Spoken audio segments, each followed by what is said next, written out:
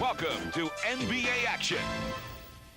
You fellas are sure excited about something. Is it over the real deal, Shaquille? Oh, what a dunk! No time for cheap imitations when you're looking for the action, so come on, drop in for a while. What time is it? Kid's got it right up into the high power slam. Whose game is it? It's Michael Jordan's game. Available delivers. Less than a second. There's Donovan. Three-pointer. Oh, did you see that? Yes! Oh, how high can you get up? We tip things off with the action reel and the top dogs in the East, the New York Knicks. Beginning their week in Philly, they rode Ewing's season-high 40 points to a big overtime victory. That's the killer. Back home, the Dream Teamer received his Olympic ring and then dominated Akeem the Dream in a 30-point blowout. Ewing continues the hot shooting. A beautiful move. Patrick moved on to Chicago, and with Michael Jordan serving a one-game suspension, it was a gloomy prospect for Phil Jackson as he watched the biggest bully in town and his Knicks take over the top spot in the Eastern Conference. Ewing running in, gets the lob and the dunk. That makes it 100-92, and that hurt. Winners of 7 in a row, Ewing's Knicks moved on to Orlando to take on the Magic. Rebound Oklahoma. What a pass for Ewing.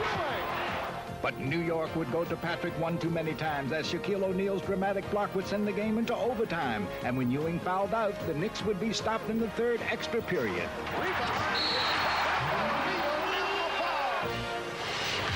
Out west, the Spurs are still clicking as they are 22-3 under John Lucas. Their first victim of the week, the Clippers.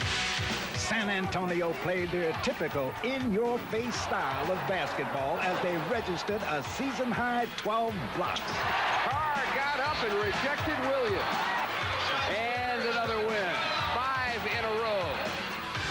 Next up was Washington, and point guard Avery Johnson would pick them apart. A.J. in deep, and the dish to the Admiral. Besides his precision-like playmaking, Avery just couldn't miss. A.J. a new career-high 23 points. Let the little man do it. The Spurs were at their best against Boston as they seemed to be everywhere. McHale. Strip point blank. Sean Elliott a foot race with McDaniel. Behind him is Reed. 7 in a row as they bid Boston adieu. It's sure tough gaining ground on the division-leading Spurs, but under the watchful eye of first-year coach Dan Issel, the Nuggets have made steady strides. Take their game this week against Seattle, for example, where they came up with the huge road win. Jackson shadowed by Johnson. Goes for 3. Swish! And that clears the Coliseum. Chris Jackson would again take center stage back home against Philly. Jackson swoops to the hoop. And gets his first of the night. Chris Jackson. But Chris was only starting up as he ended up scorching the Sixers for 31 points. Chris Jackson on fire. Oh, man. The Nuggets were off and running against the Bullets as they staged a 48-minute jam session. Registering their 10th straight win at McNichols Arena in convincing fashion. It's not only the Nuggets that Dan Issel is happy about these days, as we find out in this week's news, notes, and quotes. At the Hall of Fame, a special induction ceremony was held, and Issel, a 15-year veteran who is 5th on the all-time scoring list, was one of the 6 former NBA players selected. Legends such as 4-time All-Star Walt Bellamy and Bill Walton were also thrilled with the honor. This is the greatest moment of my life. To be recognized 5 years after I played my last game as being one of a select and elite group of players that have contributed to the game of basketball. Nothing beats this. And former Houston Rocket Calvin Murphy would be forced to agree. We were told through a letter that they would be calling around 8 o'clock Houston time. And at 8:20, when the call hadn't come in yet, I said, oh no. And when that phone rang, I just went right through the roof. Finally getting the call from the Hall was a pioneer at the point guard position, Dick McGuire of the New York Knicks. For me to be put in with these other guys that I know, being around the sport and how good they are, for me to put up there with them is just great.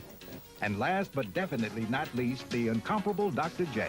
I feel that, this is the culmination of many, many years of hard work and an honest approach to trying to reach my full potential as an athlete, and also, I guess, scratch the surface of my potential as a human being.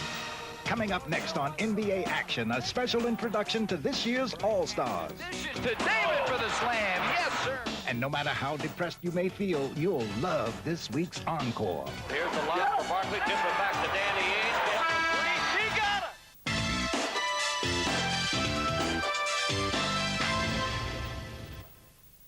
it! With the 1993 NBA All-Star Game just on the horizon, here's a sneak preview of this year's participants. First, the starters, led by the Suns' Sir Charles Barkley. Barkley, that's big time.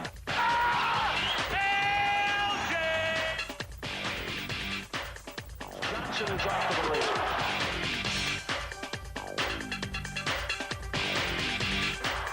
To the mailman. Hammer dunk.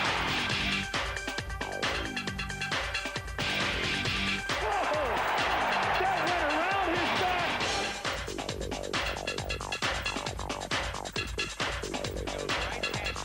To David for the slam. Yes, sir.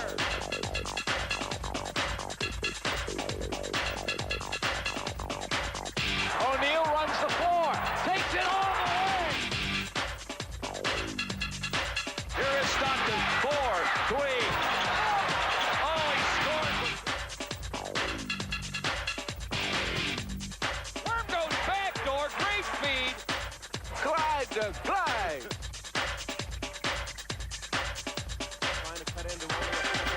Woo!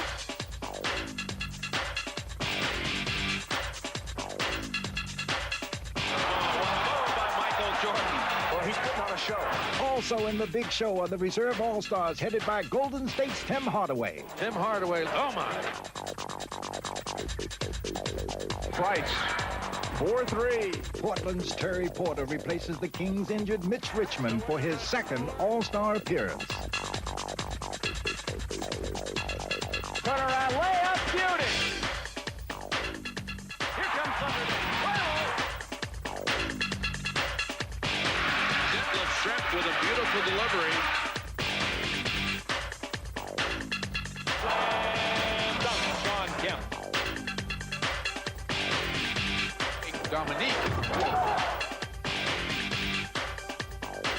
Nice. Slam dunk.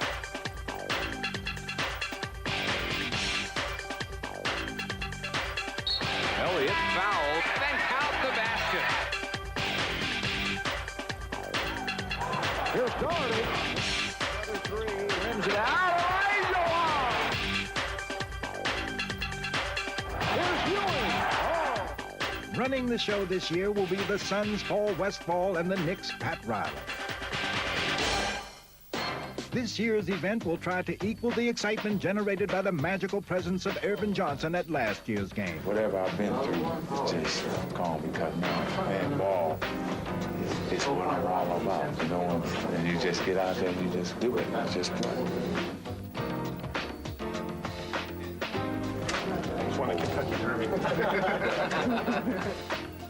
I would cherish this for the rest of my life. Whatever happens this day, this moment, I would cherish. We're going to have two spokesmen on this team, okay? I see that. And you got just 2-1 right off the bat. That's all right. I can handle it. I'm older. I can handle it. You can hold it. One of the greatest players of all time,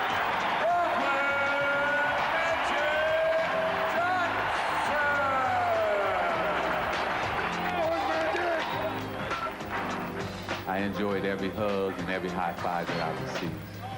And those are things that you take with you forever. Magic Johnson. Yeah!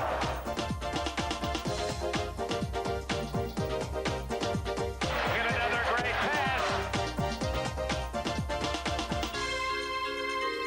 Dennis told me, I'm going to guard you tough, and you're not going to score on me. And I couldn't wait to post him up. Just being knocked around was my favorite. Just being back in the action. 6, 5, three-pointer. I'm in a dream right now, and I don't ever want to wake up because for one day I got the NBA back in me for one day, and it was great. Maybe you'll see me back, maybe you won't, but I'll remember all these good times this afternoon. I'd like to thank you for sharing this with me. Thank you. Johnson's magical performance last year earned him his second All-Star Game MVP. But Irvin has not been the game's most valuable player more than any other All-Star in NBA history. Can you name this legend who has? The answer when we return right here on NBA Action.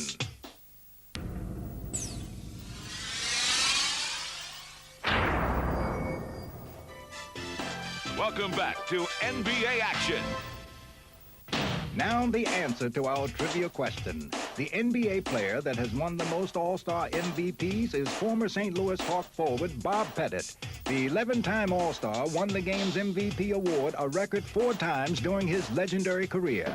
Now we heat things up with a trio of players who struck for career highs this week. First, it's the Sixers' Clarence Weatherspoon, who established a personal best when he lit up the Nuggets for 30. Sixers with the ball. Weatherspoon hitting every shot. Weatherspoon in time. Oh, my! Next, it's Pistons forward Terry Mills, who made an art form out of the turnaround jumper on Tuesday night as he burned the Heat from close range. But Terry is such a good post player here lately. 28 for Terry Mills. Another clinic in the post for Mills. And finally, it's Nuggets reserve guard Robert Pack, who turned some extra playing time into a night to remember on Saturday. Hitting from all angles, he pierced the bullets for 21 to match his career best. So Rex tried to spin away, spun right into Pack. Thank you very much. Next, we show you a guard who's been delivering on a more consistent basis as Gary Payton goes on the rise. With the second pick in the 1990 NBA draft, the Seattle Supersonics select Gary Payton from Oregon State. Gary Payton arrived in the NBA as a can't-miss prospect. It was a label soon to be forgotten as he delivered only disappointment to Seattle. You know, in the NBA, sometimes people tend to forget the point guard position. I feel is the hardest. You know, I think that's just something that you learn as you go and learn from getting your butt kicked a lot from veteran players also. So I think that's what has happened. I think Gary's got his butt kicked a little bit in the last couple of years, and now he's realizing he's got to take his game to another level, and he is. Payton with the spin. Rebound stolen by Payton. He makes a huge play. Now in his third year, Payton is finally fulfilling expectations, putting his first 2 seasons far behind him. At first, in my first year and a half, I was really thinking about the game. I didn't like it. I wasn't enjoying the game that I like, you know. And now I'm enjoying it. Payton hit. Well, there's no way he makes that shot a year ago. Gary Payton really feeling that. Yeah, I mean, you just get the feeling that this kid's going to make it happen every time down the floor. Hey, if you think that was impressive, wait till you see this week's encore. We begin with some slick passes, starting with the Shaq. No-look feed, Anderson dunks on Morning. How about this no-looker from Isaiah? Nice little curl And just another assist with John Stockton. Great pass, he scores the layup. Hey, does Derek McKee have eyes in the back of his head? Hey, scores it underneath. Now we take a look at some guys who go way up to send it home. Oh, no question. Lob to the Shaq. He caught it. Dunked it on Ty Corbin. Then Sir Charles finds Mr. Dumas. For Dumas, Huevo, a doom boom. Richard Dumas. Look out! Yes, sir! Oh, baby, what a play! What a play indeed. Now, how about some defense like the Knicks' Patrick Ewing? Morris put it up, blocked by Ewing. Hakeem says, get that stuff out of here. And Larry Nance initiates the rookie. Blocked by Nance. Finally, we get in your face as the Heat's John Sally has a gift for his former team. And Alonzo shows Shaq that he can throw it down, too. Take a jumper in the lane. Dunks on him. How How about this facial from Robert Ory? And Larry Nance proves he can also play some offense. Larry takes it inside. Oh! Tap was over. With the hellacious pitch. It's hammer time in Denver. And Julian runs down for trouble. But don't go away, because we're still coming at you. Coming up next, Hersey Hawkins holds court. He's a very, very good basketball player on top of being a good scorer. And we're saving our best for last as we bring you the top 10 plays of the week. Plastic Man found a way to get it all. Welcome back to NBA Action. This week, the 76ers' Hersey Hawkins is holding court.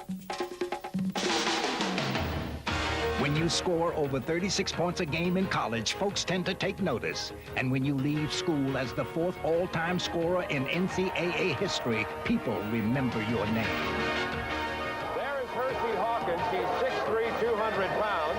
National Player of the Year honors from several prestigious groups like Associated Press, UPI, Sporting News, Consensus All-American. A great player.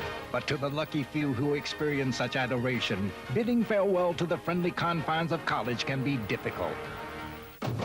For Hersey, a storybook college career and the euphoria of being drafted in the first round simply meant greater expectations.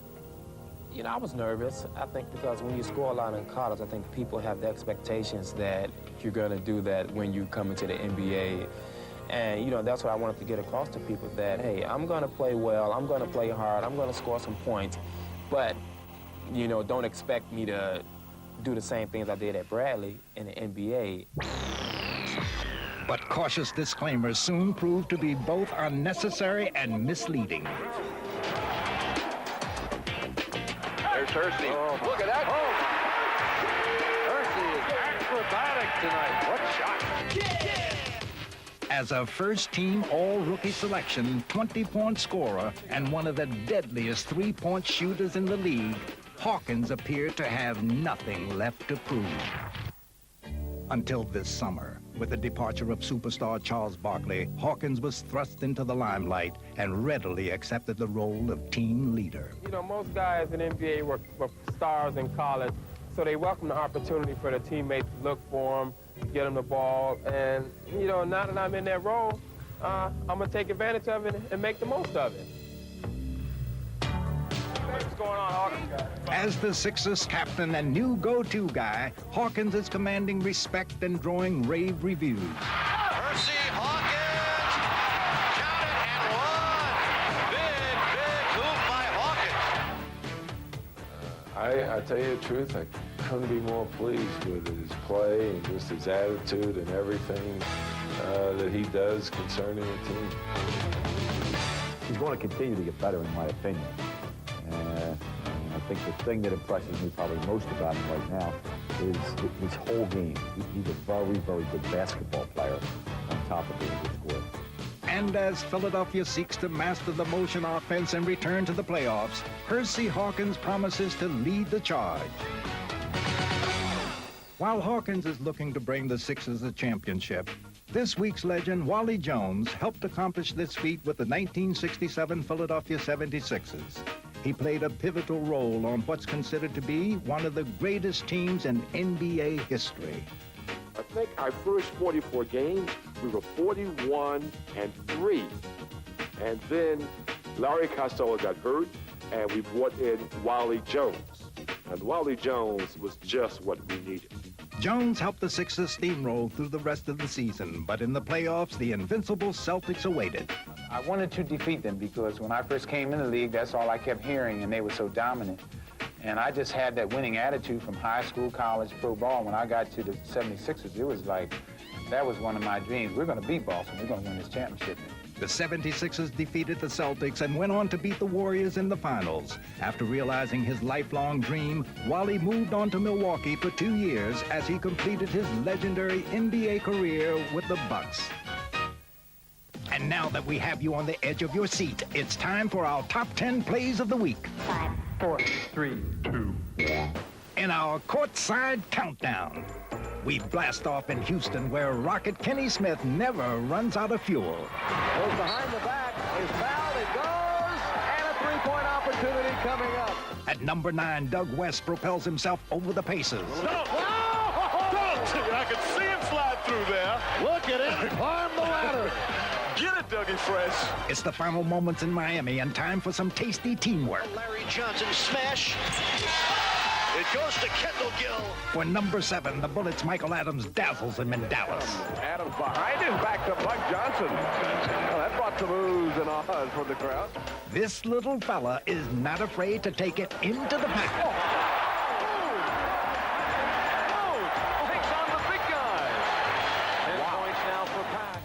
We're playing 5-card draw, and we come up with a royal flush. Rejected Anderson. A royal kill. Cal Royal. O'Neal from Nick. Step through. Oh, what a play. In Chicago, Craig Elo gores the Bulls.